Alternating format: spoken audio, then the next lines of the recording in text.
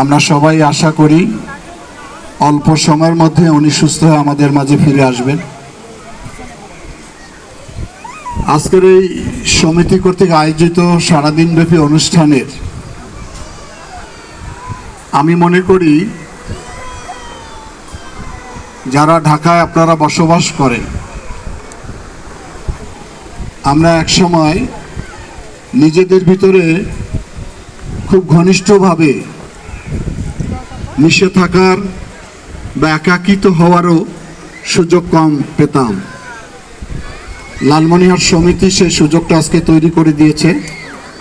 নবনির্বাচিত কমিটি হয়েছে, সেই কমিটির হয়তো একটু পরেই শপথ বাক্য পাঠ করানো হবে এখানে। এই সমিতির কাজটা কি সেটা আপনারা সবাই জানেন। বিশেষ করে আমরা যারা লালমনিরহাট সীমান্তবর্তী জেলার অধিবাসী, পশ্চাৎপদ, আমরা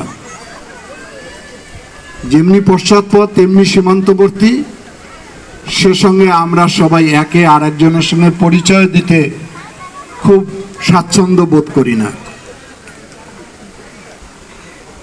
আমি শুরুতে বেশি কথা বলবো না।